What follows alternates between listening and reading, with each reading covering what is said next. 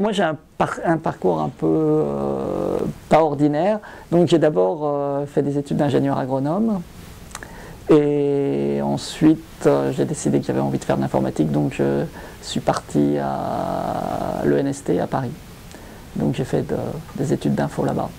D'abord j'ai commencé à bosser en France, chez Thomson, grand public, dans le domaine informatique pour tous, dans les années 80, et après je suis parti aux États-Unis pour Thomson, dans un labo de développement avancé à Los Angeles. En 2006, je suis passé chez Google. De toute manière, moi quand je suis venu à Google, j'avais envie de travailler déjà, j'avais déjà dans ma tête l'idée de Google TV. La vision de Google de l'Internet, c'était une vision qui était très centrée sur le PC, mais moi j'étais convaincu que très rapidement les télés allaient commencer à se connecter sur Internet et que donc ça deviendrait important pour Google d'être présent sur la télé. C'est de continuer à regarder la télévision, mais de créer à côté, en parallèle, pas un remplacement de la télé traditionnelle et des circuits de distribution de télé traditionnels, c'est de créer des circuits de distribution de télévision par Internet. Sur la même télé, vous pouvez avoir accès à du contenu qui vient du web. Donc des exemples, ça pourrait être bien entendu YouTube, ou ça pourrait être Netflix, ou ça pourrait être les photos de vos dernières vacances. Vous pouvez créer votre propre application et puis la distribuer sur toutes ces télés. De même qu'aujourd'hui, vous pouvez le faire sur le téléphone. La notion de télé connectée, c'est quelque chose qui va arriver. Il n'y a pas de doute que Google va jouer un rôle important. Donc effectivement, j'ai une chaîne de télé, si vous voulez, sur le web. Qui s'appelle comment? Alors, c'est sur YouTube et ça s'appelle Danjunet, D-A-N-J-U-N-E-T. Et donc c'est une chaîne qui est consacrée au savoir-faire, aux pratiques pour les gens en fauteuil roulant. Donc d'abord je suis en fauteuil roulant, donc une des choses qui m'a toujours intéressé, c'est comment est-ce qu'on peut partager du savoir qui finalement est du savoir technique qui s'acquiert au fil des années sur comment se débrouiller en fauteuil roulant. Donc comment mettre son pantalon, comment prendre une douche, des choses qui ont l'air bêtes comme ça, mais qui ne sont pas évidentes en fait, et qui prennent beaucoup d'années à apprendre. En ce qui me concerne, ce qui m'intéressait, c'était d'utiliser la vidéo, parce que les choses dont je voulais parler, l'expérience que j'avais, c'est effectivement une expérience pratique qui demande la vidéo, parce que c'est voilà, faire tel mouvement pour mettre son pantalon, des choses comme ça.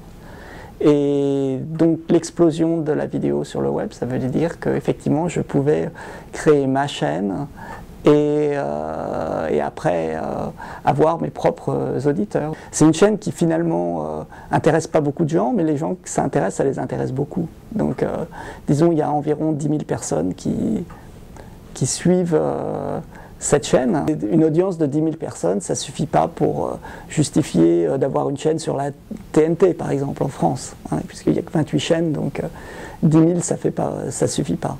D'accord? Donc c'est ça la transformation fondamentale, c'est le fait que ça devient économiquement possible avec le web d'avoir des chaînes de télé très spécialisées pour des audiences qui peuvent être des audiences toutes petites. Quand les gens visitent Google, ils sont toujours surpris du fait que le petit déjeuner, déjeuner et dîner est gratuit tous les jours, que de temps en temps on sert des huîtres à midi ou du crabe le soir, qu'il y a des chaises de massage, etc. Bon, dans la réalité, le pari qu'on fait à Google, c'est que si on offre toutes ces facilités aux employés, on fait le pari que ça veut dire que quand on est au boulot, on va être complètement concentré sur le boulot, on n'a pas besoin de se demander, on n'a pas besoin d'aller conduire quelque part pour aller manger, on n'a pas besoin d'aller quelque part pour faire changer l'huile de son automobile, on n'a même pas besoin d'aller à Stanford pour aller suivre des cours d'informatique parce que les choses viennent ici. Donc la question qu'on peut se poser, c'est pourquoi est-ce qu'il y a tant de Français dans la Silicon Valley ?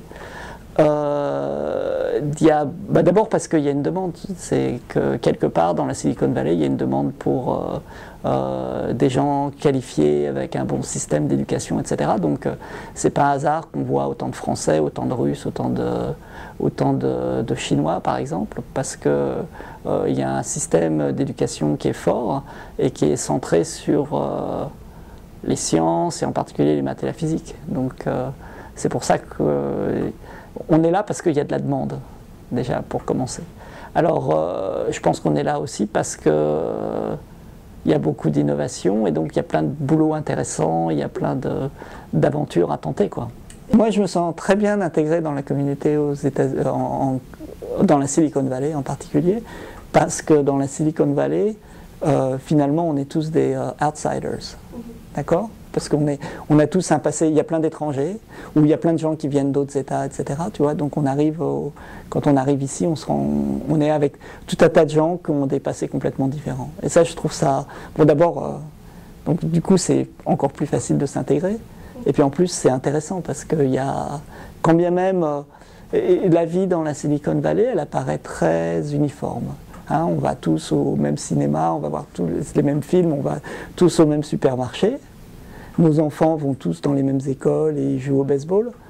Ça, pour moi, c'est la partie pas très intéressante parce que c'est uniforme.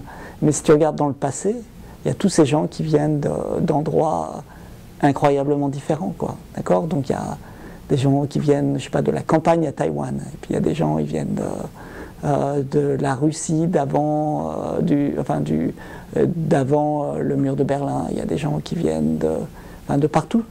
Et ça, c'est super, c'est très intéressant.